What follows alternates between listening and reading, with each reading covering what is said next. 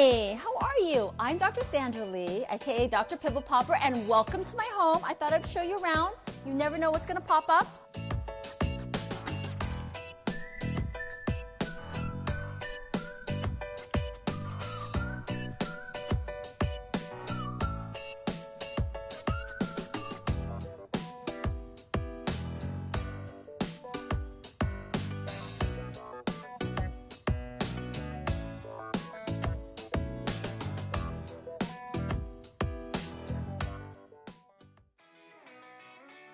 I'm a busy mom, just like all of you out there, and you know, you never have enough space in your fridge.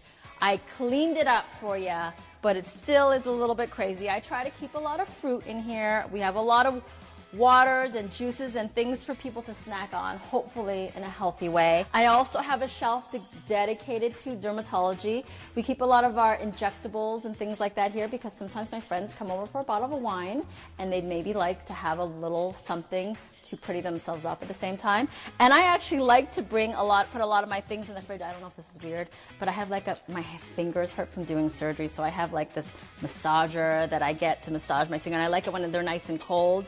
And these rollers and things that people put, I put them next to my eggs when you're stressed out after a long day. So that's my little area. My kids are like, hands off, don't touch my injectables. They can have anything else in there, but that's my shelf. We like to open up the outside and make it part of the inside.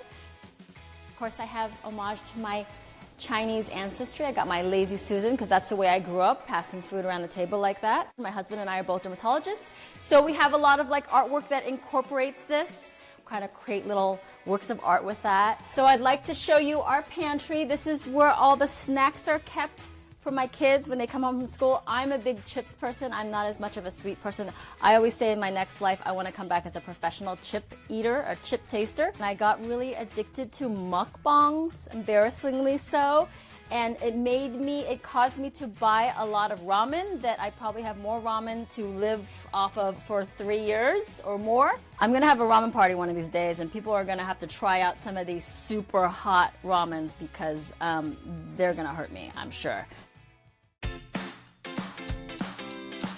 One of the most underrated but useful contraptions in my house is my food warmer, because we all come back at different times, my kids from school, me from work, my husband even from work, and so it's really nice to have the food nice and warm for us, and so we all can have a home-cooked, warm, good meal.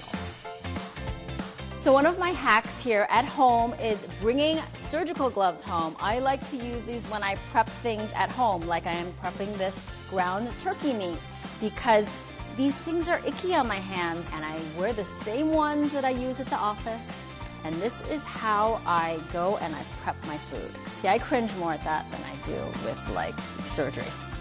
So I have another hack, and this one is really important actually, because a lot of people come to me as a dermatologist complaining of hand eczema. It's true, your rubber gloves do protect you, but you sweat in them. So what is really important is that you find rubber gloves that have a cotton lining, because the cotton lining wicks moisture away. After you wash your hands, you need to coat your skin with moisturizer to keep that moisture in. We are going to make pot stickers here today. These are one of my favorite appetizers to make. They are a crowd pleaser for sure. This is my mom's recipe, so she taught me this. I like to call them pop stickers because, you know, I am Pimple Popper. Put on my gloves, of course, and I have 1 pound of ground turkey here. Add a 1/4 teaspoon of soy sauce, 2 tablespoons of sesame oil, 1 teaspoon of ground white pepper, then 3 stalks chopped up of green onion. The egg is important to sort of bind everything together. And so I'm gonna get my hand, my gloved hand, of course, because I don't like to touch any of this stuff with my bare hands. It gives me the heebie-jeebies. After your meat's mixed, you want to take one of these wrappers. First, I take about a tablespoon or so of this. What you do is you want to use water. I use a little water and a knife to kind of bind the edges together. It's like a big noodle. And I'll show you how I sort of steam and fry them. So I want to coat this whole bottom with my pot stickers. Here, you can hear them. They sound yummy, and they're gonna smell so good in just a minute. So I take a little water, because it helps to steam it. And I let it sit for a couple minutes. and steam so it cooks on the inside. Little tongs here, we're gonna set them out. They smell so good. When people are worried about oiliness causing acne, oiliness does cause acne, but it's in our skin. This is oiliness in the food. Oiliness in your food does not cause acne unless you rub this food all over your face. And I'm not gonna rub this all over my face. I'm gonna put it directly into my mouth.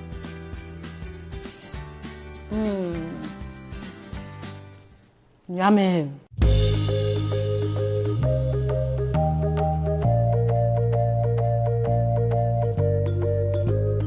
Thank you for coming to my home. And to all of you Popaholics out there, remember, know when to pop and know when to stop. See you next time.